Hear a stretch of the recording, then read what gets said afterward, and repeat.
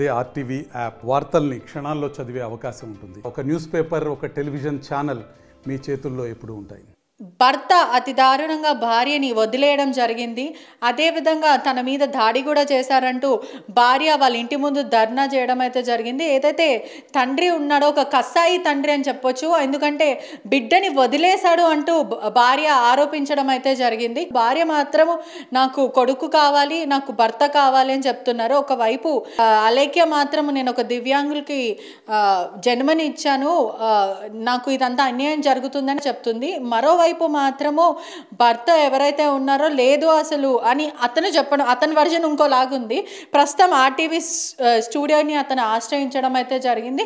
భర్త మాత్రము భార్యని రావట్లేదు అంటూ ఏదైతే వాళ్ళ ఇంటి ముందు ధర్నాకి దిగడం జరిగింది కొద్ది రోజుల క్రితము. అంటే కసాయి తండ్రి అంటూ భార్య అనేక ఆరోపణలు చేయడం అయితే జరిగింది. ఇతను ఒక దివ్యాంగుడికి జన్మనిచ్చాడు, అతన్ని ఇతను యాక్సెప్ట్ చేయట్లేదు అని చెప్పడం అయితే జరుగుతుంది. మీరు ఆర్టీవీకి స్టూడియోకి మీరు ఆశ్రయించడం జరిగింది. అసలు మీ వర్జన్ ఏంటి? ఆ రోజు మీ భార్య ఇంటి ముందు కూర్చొని ధర్నా చేసి మీడియాతో మాట్లాడడం జరిగింది. మా కొడుకు ఫిజికల్లీ హ్యాండిక్యాప్ ఉన్నాడు, భర్త నన్ను లోపలికి రానివ్వట్లేదు, నన్ను వదిలేశాడు అంటూ అనేక ఆరోపణలు చేయడం జరిగింది. నెటిజన్స్ కానీ పూర్తిగా అన్ని మీడియా ఛానల్స్లో వచ్చింది. నెటిజన్స్ కూడా మిమ్మల్ని విమర్శించడం జరిగింది. సో దాని మీద అసలు ఎక్కడ మొదలైందంటే మీ గొడవ ఏంటి? మీరు ఎప్పుడు పెళ్ళైంది? నా పేరు ఉదయ భాస్కర్ అండి. నేను హైదరాబాద్ అత్తాపూర్ నుంచి వచ్చానండి. ఆగస్టు 16 నాడు నా వీడియో మొత్తం నెటిజన్లో వైరల్ అయిందండి. ఉదయ భాస్కర్ అలేఖ్య మ్యారేజ్ వివాదం అని. మా వైఫ్ అలేఖ్య నాపై కొన్ని ఆరోపణలు చేసిందండి. అవన్నీ తప్పండి. నా బాబు వికలాంగుడు కాదు, నా బాబు హెల్తీ బేబీ. పుట్టినప్పుడు నా బాబు పీపుల్స్ హెల్త్ సెంటర్లో పుట్టాడండి. ఇప్పుడు 2016 29th జనవరి మధ్యాహ్నం 12:10కి పుట్టాడండి. హెవీ వెయిట్ 3.1 kg అండి. హెల్త్ గుడ్ ఉందండి. At the time of discharge satisfactory ఉందండి. మా బాబుకి అలా కావడానికి కారణము ఒక 2 days తర్వాత గ్లూకోజ్ డౌన్ అవడం వల్ల బాబు శరీరానికి మొత్తం పాకడం జరిగింది. దానివల్ల మేము ట్రీట్మెంట్ ఆల్రెడీ సోమియాలో జాయిన్ అయ్యి సోమియాకి వెళ్ళడంలో ఒక 10 days అక్కడ బాక్స్లో ఉన్నాడండి. ఆ తర్వాత ఫర్దర్ స్టెప్ తీసుకొని ఫిజియోథెరపీ ఇట్లాంటి ట్రీట్మెంట్స్ అన్నీ మా ఫ్యామిలీ డాక్టర్స్ వాళ్ళ హెల్ప్తోని మేము ట్రీట్మెంట్ చేపిస్తున్నామండి. ఇక్కడ నా వైఫ్కి నాకు ఇక్కడ ఇబ్బందులు ఎక్కడ జరిగాయంటే, మా వైఫ్ ఇంటికి వెళ్తుందండి. ఇంటికి వెళ్ళినప్పుడు అక్కడ ఒక 10-15 days వెళ్తుంది. అక్కడ వెళ్ళినప్పుడు అక్కడ బాబుని నిర్లక్ష్యం చేసి ఇంట్లోనే ఉంచుతుంది. ఎక్కడ హాస్పిటల్కి వెళ్తలేదు, ఎక్కడ వెళ్తలేదు. అడ్వాన్స్ పేమెంట్స్ ఉంటున్నాయి, అన్నీ ఉంటున్నాయి. పోయేటప్పుడు ఏమో వెళ్తాను చూపెడతాను అంటుంది, మళ్ళీ అక్కడ పోయి నిర్లక్ష్యం చేసేస్తుంది. అంటే మీ బాబు హెల్తీగానే పుట్టారా? పుట్టేటప్పుడు మరి భార్య మాత్రం మీ వైఫ్ అలేఖ్య ఏం చెప్తుంది అని అంటే, లేదు అతను వికలాంగులుగా పుట్టాడు, ఫిజికలీ హ్యాండిక్యాప్, కేవలం నన్ను యాక్సెప్ట్ చేస్తా అంటున్నాడు నా భర్త, నా కొడుకుని యాక్సెప్ట్ చేయట్లేదని నా తల్లి చెప్తుంది. మీరు మాత్రము లేదు నా కొడుకు బాగా హెల్తీగా పుట్టాడంటే ఎటువంటి ఆధారాలు ఉన్నాయి మీ దగ్గర? మా దగ్గర ఆధారాలు ఉన్నాయండి. Peoples health hospital Fateh Nagar ఇక్కడ ఉందండి. ఈ లైన్లో మా బాబు 29/1/2016లో పుట్టాడండి. 3.1 kg. ఇక్కడ చూడండి డిశ్చార్జ్ సర్టిఫికేట్ సాటిస్ఫాక్టరీ. ఇది అయిపోయినాక ఎమర్జెన్సీలో జాయిన్ అయినప్పుడు సోమియాలో ఎమర్జెన్సీ సర్టిఫికేట్, అక్కడనే ఎమర్జెన్సీ సర్టిఫికేట్లో జాయిన్ అయినట్లు మన డేట్ ఉన్నదండి. ప్రతి డాక్యుమెంటు ఇంతేనండి. ఇక్కడ నుంచి మేము ట్రీట్మెంట్ చేపిస్తున్నాము రెయిన్బో హాస్పిటల్లో ఎవ్రీ డే నేను నైట్ షిఫ్ట్ చేస్తాను. ఆ బాబుని మేము కళ్ళతో చూడడం కూడా జరిగింది. ఇక్కడ నుంచి సొల్లు కారుతుంది. అతను వికలాంగుడు లాగానే కనిపిస్తున్నారు, సారీ టు సెల్, బట్ కనిపిస్తున్నాడు బాబు కొంచెం మానసిక పరిస్థితి బాగాలేదు అని. మీరు మాత్రం బాగా పుట్టారంటున్నారు, మరి అదేంటి? నా దగ్గర ట్రీట్మెంట్ జరుగుతుందండి. బాబు అంటే బాబుకి ఏం హెల్త్ పరంగా ఎటువంటి ప్రాబ్లం ఉంది? హెల్త్ పరంగా బాబుకి బ్రెయిన్ డ్యామేజ్ అయిందండి, ఫిట్స్ ఉంది, కొన్ని ఇష్యూస్ ఉన్నాయి, చిన్న ఇష్యూస్, మేనర్ ఇష్యూస్. పుట్టినప్పుడు బయటపడలేదు, పెరుగుతున్న కొద్దికి బయటపడిందా? యాక్చువల్ బాబు కడుపులో ఉన్నప్పుడు అలాంటి డాక్యుమెంట్స్ మన దగ్గర ప్రూఫ్ లేవండి. అలాంటి ప్రూఫ్స్ లేవు. డాక్టర్ ఏం చెప్పారు, ఫిజికల్ హ్యాండిక్యాప్డ్ అని డిక్లేర్ ఏం చేయలేడు, లేస్తాడు అని. ఇక్కడ కూడా సాటిస్ఫాక్టరీ అని చూపిస్తున్నారు. అంటే పుట్టినప్పుడు అలాంటి ఏం లేదు, ఏమి డిఫెక్ట్ ఏమి బయటపడలేదు. హెల్తీ బేబీ అందరు ఎలా ఉన్నారో 9 monthsకే 9 months బేబీ అండి. ఇంకోటి అండి, ప్రీమేచ్యూర్ బేబీ గిట్ట కాదండి, నా లాంగ్ ప్రీమేచ్యూర్ బేబీ గిట్ట 8 months కుట్టాడండి. 8 months ఎందుకు అవుతుందండి?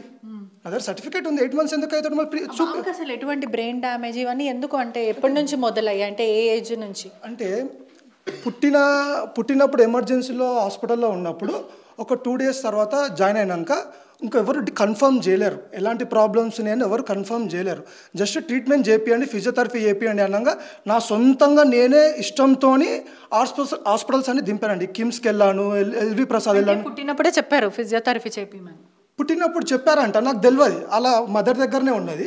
తర్వాత నేను హ్యాండ్ ఓవర్ తెచ్చుకున్నాను. ఒక 2 months అయినాక నా దగ్గర హ్యాండ్ ఓవర్ తెచ్చుకొని బాబుకి ట్రీట్మెంట్ చేపినారు. ఎవ్రీడే నైట్ జాబ్ చేసుకుంటూ డే షిఫ్ట్ నైట్ షిఫ్ట్ వేసుకొని నైట్ వెళ్ళి మార్నింగ్ వచ్చి 8 o'clock వచ్చి మళ్ళీ రెయిన్బో హాస్పిటల్కి ఎవ్రీడే. అత్తాపూర్ నుంచి ఇక్కడికి 2 years వచ్చానండి ఎవ్రీడే. ఒక్క రోజు కూడా బ్రేక్ తీసుకోవాలి, ఎందుకంటే ఎవ్రీ అవర్ ఈజ్ వాల్యుబుల్ నాకు, ఎవ్రీ అవర్ ఈజ్ వాల్యుబుల్.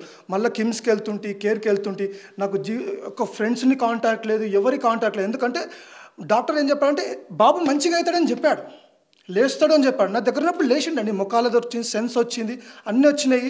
మేము ఆ బాబుని చూసుకొని అలా వాళ్ళు యాక్చువల్లీ ఇక్కడ వచ్చి ఏమొచ్చింది అంటే అలాగా పెట్టాలని ఒక కాన్సెప్ట్ వచ్చిందండి. అలాగా పెట్టాలి, ఎట్లా అలాగా పెడతామండి? ఇలా ఈ 2 ఏళ్ళు కష్టపడి లేపామంటే మా కుటుంబ సభ్యులు ఉన్నారు కాబట్టి నేను మా బాబుని అంత లేపగలుగుతాను. నైట్ షిఫ్ట్ చేసుకొని ఇక్కడ చేసుకొని వచ్చానంటే టైంకి తిండి గిండి అన్నీ రెడీ ఉంటాయి. మీ ఫ్యామిలీ జెనెటిక్స్లో కూడా ఇటువంటిది ఉంది అని తను ఆరోపించడం జరిగింది. లేదండి, మా ఫ్యామిలీలో జెనెటిక్స్ లేదు. జెనెటిక్స్ ఉంటే మేము యాక్సెప్ట్ చేస్తాం. ఎప్పటి నుంచి గొడవ స్టార్ట్ అయింది? సరే బాబుకి ఇలా హెల్త్ ప్రాబ్లమ్స్ ఉంది, మీరు చూసుకుంటున్నారని చెప్తున్నారు, బాబు పట్ల ప్రేమ ఉందని చెప్తున్నారు, కానీ మీ భార్య మాత్రం మీకు బాబు పట్ల ప్రేమ లేదు, అతను ఏ హాస్టల్లో వేసేయాలి, అసలు ప్రేమనే లేదు అని అంటున్నారు, హాస్టల్లో వేసేయాలి అని చెప్పడం జరుగుతుంది. లేదు మేడం, అలాంటి తప్పు ఆరోపణలు. బాబు కోసమే నేను ప్రయత్నం చేశాను, నా ఒక విజన్ లేపాలనే ప్రయత్నం చేశాను. ఆ లేపుట్లోనే వీళ్ళు నా ప్రేమను చూసుకొనే నన్ను పక్కకు గుంజి బయట వాడేశారు మేడం. మెయిన్ నా ప్రేమనే, నా పట్టుదలనే నన్ను ఇలా రోడ్డు మీద వాడేశారు మేడం. ఇగో అంతేందుకు మేడం, మొన్న మా ఇంటికి మా భార్య 15th నాడు వచ్చి నైట్ మొత్తం నిద్ర చేసింది. అదే 14th రోజు కోర్టులో డాక్యుమెంట్స్ సబ్మిట్ చేసింది. ఏమని డాక్యుమెంట్స్ సబ్మిట్ చేసింది? ఒక యాజ్ పర్ లా ప్రకారం ఆమె ఎవిడెన్స్ కోసం డాక్యుమెంట్స్ సబ్మిట్ చేసింది. ఇక్కడ డాక్యుమెంట్స్ సబ్మిట్ చేస్తే ఇక్కడ మా ఫాదర్ నెంబర్, మొబైల్ నెంబర్ ఉన్నది, ఇక్కడ మా ఇంటి అడ్రస్ ఉన్నది. ఇక్కడ ఆమె ఏం చేసింది, ఆమె మొబైల్ నెంబర్ చేంజ్ చేసి మా వైఫ్ వాళ్ళ ఇంటి అడ్రస్ పెట్టింది, కిమ్స్ హాస్పిటల్. అంటే అలా ఎలా అంటే ఇప్పుడు మీరు ఫాదర్గా మీరే బిల్ పే చేశారా? ఫస్ట్ స్టార్టింగ్ నుంచి నేనే ట్రీట్మెంట్ చేపిస్తున్నాను. మదర్గా చేంజ్ చేసుకుంది, చేంజ్ చేసేస్తే ఏమైంది, మొన్న 14th నాడే, ఎక్కువ రోజులట కాదు, కోర్టుకి 14th మార్నింగ్ వెళ్ళాను. మార్నింగ్ వెళ్ళి నాకు డాక్యుమెంట్ చేతికి ఒక 12:30కి వచ్చేసింది. నేను మా ఇంటికి వెళ్ళే వరకు 1-2 అయింది. డాక్యుమెంట్ చూసేవరకు నేనేం చేశాను, ఇది వితౌట్ ఓటీపీ, మా ఫాదర్కి ఇన్ఫర్మేషన్ లేకుండా, ఓటీపీ లేకుండా ఎట్లా నేమ్ చేంజ్ చేస్తారు అని నేను వెళ్ళాను. నా కోసమే కాదు, మార్కెట్లో ఎట్లా ఇలా హెల్తీ బాగాలేని బేబీ ఎట్లా చేస్తారని చెప్పి వెళ్తే అక్కడ వెళ్ళి, లేదు సార్ మీ వైఫే కదా వచ్చింది, మంది కాదు కదా, మీ వైఫే కదా, వేరే వాళ్ళు ఎవరైనా వస్తే ప్రాబ్లం లేదు సార్, ఒక ఓటీపీ వస్తే మేము వస్తాం కదా సార్. అందుకే పోయి నేను మళ్ళీ కిమ్స్కి వెళ్ళి లెటర్ రాసి, అక్కడ వాగ్వాదం చేసుకొని లెటర్ రాసి మా ఫొటోస్ అన్నీ పంపించాను. లెటర్ రాసి మా ప్రూఫ్స్ అన్నీ, ఈమెయిల్ ఐడి అండి, కిమ్స్కి నేను డాక్యుమెంట్స్ పంపించిన ఈమెయిల్, నేను తండ్రిని అని చూపెట్టుకొని, సార్ ఇది కేసులో ఉంది, ఎలాంటి డాక్యుమెంట్స్ చేంజ్ చేయకండి, నా కేసు మిస్యూజ్ అవుతుంది, ఆల్రెడీ నా ఫైల్స్ అన్ని మిస్ అయిపోయాయి, జర మీరు ఒక ఇప్పుడు ఒక కోర్ట్ కేసులో ఉన్నాక కూడా మీడియా ట్రయల్స్ ఎందుకు చేస్తున్నారు అంటే, ప్రధానంగా కోర్టులో కేసు నడుస్తుంది, వాళ్ళు అదే చెప్పారు, గత 8 సంవత్సరాల నుంచి ఇదే నడుస్తుంది, ఏది తేలట్లేదు, వీళ్ళు మాత్రం ఒంటరిగా ఉంటున్నారు, అట్లీస్ట్ యాక్సెప్ట్ కూడా చేయట్లేదు అని చెప్పి వాళ్ళ తల్లి కానీ వాళ్ళ కుటుంబ సభ్యులు, అన్నదమ్ములు చెప్తున్నారు. కోర్టు కేసులో ఉన్నప్పుడు బయటకు వచ్చింది అని అంటే, నాకు న్యాయం జరగట్లేదు, కోర్టు ద్వారా లేట్ అవుతుంది, జస్టిస్ డిలే అవుతుంది, అందుకే నన్ను యాక్సెప్ట్ చేయమని అంటున్నా. మరి మీరు ఇప్పటికీ కూడా, నాకు మీ బాడీ మీద టాటూ కూడా కనిపిస్తుంది. లేదండి, కోర్టు జస్టిస్ చేస్తున్నది. కోర్టు ఆల్రెడీ నాకు 10,000 to 3 years back 10,000 interim pay చేయమన్నది. ఆల్రెడీ ఎవ్రీడే పే చేస్తున్నాను నేను ఇంటీరియం. ఎవ్రీ మంత్ పే చేస్తున్నాను, అప్ టు డేట్ ఉన్నాం మనం. అక్కడ ఏమైంది అంటే కోర్టు ఆల్రెడీ మా వైఫ్ది ఇయరింగ్ అయిపోయింది, రీసెంట్గా మా బొమ్మడిది ఇయరింగ్ అయిపోయింది, ఇప్పుడు వాళ్ళ మమ్మీ వాళ్ళ డాడీది ఇయరింగ్ ఉంది నెక్స్ట్. ఇప్పుడు కోర్టు ఇది 2018 case, as per court orders India judgment ప్రకారం 2018 కేసెస్ అన్ని జల్దీ క్లియర్ చేయాలని ఒత్తిడి జరుగుతుంది. నాకు ముందు 2 మంత్స్కి డేట్ ఇస్తున్నాయి మేడం, ఇప్పుడు 15 డేస్కి డేట్ ఇచ్చింది, ఇప్పుడు ఇంకా ఫాస్ట్కి ఎవ్రీ 10 డేస్కి డేట్ ఇస్తుంది కోర్టు. వితిన్ 2-3 మంత్స్లో నా ఫైనల్ జడ్జిమెంట్ ఉందే ముందల వచ్చి నా ఇంటి ముందర వచ్చి రాంగ్ ఎలిగేషన్ పెట్టి బాబు ఇట్లా పుట్టినందుకే ఇట్లా చేస్తుండు అనే ప్రయోగం నన్ను మార్కెట్లో మొత్తం రాంగ్ ఇన్ఫర్మేషన్ ఇచ్చి సమాజానికి మొత్తం నేను ఒక ఫుల్గా ఒక తండ్రిని వదిలేసాడుగా అనే ఇదిగా నన్ను క్రియేట్ చేసింది. నా దగ్గర ప్రతి ఒక్కటి ఎవిడెన్స్ ఉన్నది, నేను కోర్టులో చూసుకుంటున్నా. అందుకే అంటే నేను కోర్టులో చూసుకుంటున్నా, నేను కోర్టు ద్వారా, ఎందుకంటే నాకు పెద్ద మనుషుల ద్వారా పంచాయతీ పెట్టానండి, పంచాయతీ పెట్టి బాబుని సెర్చ్ చేసుకొని. అంటే గతంలో ఏదైనా పంచాయతీ జరిగిందా, ఇట్లా కొంచెం కూర్చొని సామరస్యంగా మాట్లాడుకునే ప్రయత్నం చేశారా? మరి ప్రస్తుతం మీ వైఫ్కి ఏం కావాలంట, అంటే ఒకవైపు మీరు యాక్సెప్ట్ చేయలేకపోతున్నారా మీ బాబుని? నేను బాబుని ఆల్రెడీ కోర్టులో అడిగానండి, అడిగితే జడ్జు యాక్సెప్ట్ చేయలేదు, హెల్త్ బాగలేదు కాబట్టి ఎవరి దగ్గర ఉన్న ట్రీట్మెంట్ మాత్రం చేపియాలి అని చెప్పాను. గతంలో ఏం చేశాను, వీళ్ళు ఇలాగే వెళ్తున్నారు, చాలాసార్లు వెళ్తున్నారు, ప్రయత్నం చేస్తున్నాం, ఎందుకంటే ఎవ్రీడే వాల్యుబుల్ టైం మా బాబుకి. అయితే వీళ్ళు వెళ్తుంది ఇట్లయితే కాదని చెప్పి ఏం చేశానంటే ఉప్పర్పల్లిలో సాముపాల్ రెడ్డి సార్ దగ్గరికి వెళ్ళి పంచాయతీ పెట్టానండి. అరౌండ్ నా తరపున ఒక 90 మెంబర్స్ వచ్చారు, వాళ్ళు ఒక 4 వచ్చారు, వాళ్ళ బొమ్మార్దులు గిట్ట ఎవరు రాలేరు. పెద్ద మనిషి ఆల్రెడీ పెద్ద మనిషికి ఏం చెప్పామంటే ఇంటర్నల్గా మేము ఒక 2 ఇయర్స్ అయినాక పెట్టామంటలేము, పెడతాము. ఒక బాబుని లేపినాక మా బాబుని హెల్తీగా వేసుకున్నాక మా తమ్ముని మా చిన్న కొడుకు పెళ్లి చేసినాక మేము సెటిల్ చేసినాక ఎవరిది వాళ్ళకి సెటిల్మెంట్ చేసి ఇస్తామని చెప్పారండి. మంచిగా చెప్పారు. ఆ సార్ చెప్పారు, వాళ్ళ అమ్మమ్మకి గిట్ చెప్పారు, మెయిన్ అంతా అమ్మమ్మనేనండి. అమ్మమ్మకి చెప్పాడు, మన్మరాల సంసారం ఖరాబ్ చేసుకుందాం అనుకుంటున్నావు, బాబుని లేపుకుందాం అనుకుంటున్నా, ఏంది నీ బాధ్యత ఏంది, అసలు నీకు ఏమో జరిగింది అనేది. అంటే ప్రధానంగా ఏమంటున్నారు అంటే మీరు కూడా ఆలోచించి మీ భార్యని కానీ మీ కొడుకుని యాక్సెప్ట్ చేయొచ్చు కదా ఇప్పటికీ కూడా, అంటే మీరు ఎందుకు చేయలేకపోతున్నారు? అంటే మీకు ఏదన్నా అడ్డొస్తుందా, వికలాంగుడిని నేను ఎందుకు యాక్సెప్ట్ చేయాలని మీరు ఏమన్నా అలా అనుకుంటున్నారా? లేదండి, వికలాంగుడు అని నేను అసలు ఇప్పుడు ఏనాడు వికలాంగుడు అని నేను అనుకోలేదు.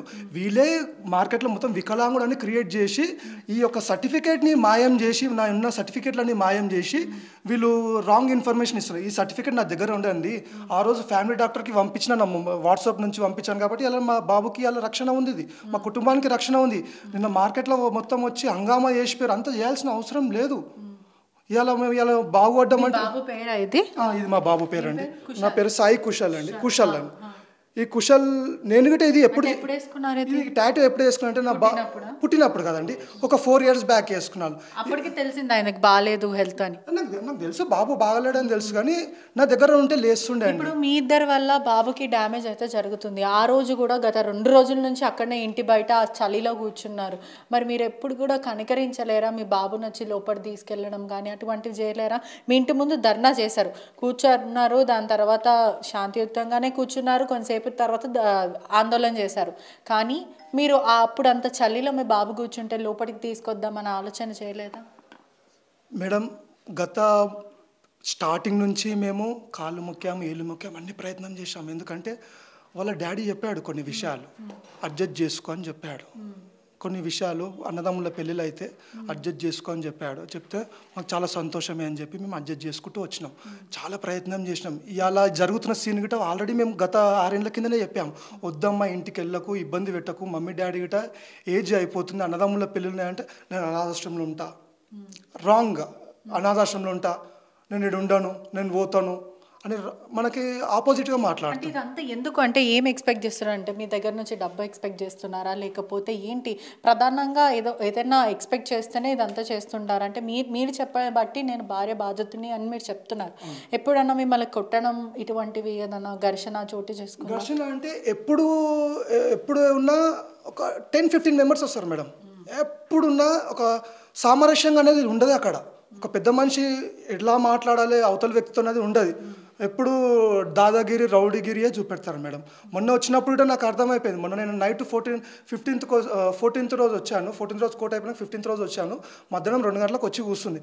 నేను ఇమీడియట్గా పోలీస్ స్టేషన్కి వెళ్ళాను. సార్ మేడం ఆల్రెడీ కోర్టులో కేసు ఉంది, జడ్జిమెంటల్ ఫైనల్లో ఉంది, ఇట్లా ఇంటికి రావద్దు కదా, ఆల్రెడీ మాకు వాళ్ళ మీద థ్రెట్ ఉంది, మాకు ఆల్రెడీ థ్రెట్ ఉంది కాబట్టి మేము మీకు కంప్లైంట్ ఇస్తున్నామని చెప్తే మేడంకి చెప్తే ఎస్ఐ మేడం వచ్చింది. ఎస్ఐ మేడం వచ్చి ½ అన్ అవర్ టైం ఇస్తున్నాను మీకు, ఇటుకెళ్ళి కాల్ చేసి వెళ్ళిపోండి అని చెప్పింది. మళ్ళీ ఉదయ్ మీకు ఒక ½ అన్ అవర్లో మీకు ఏదో ఒకటి కన్ఫర్మ్ చేసేస్తుంది, వెళ్ళిపోతుంది ఆమె అని చెప్పింది. మళ్ళీ నేను పిఎస్కి వెళ్ళిపోయాను. నా వెంబడి సర్దార్జీలు వీళ్ళందరూ నా వెంబడి ఫాలో అప్ అయ్యారు మేడం.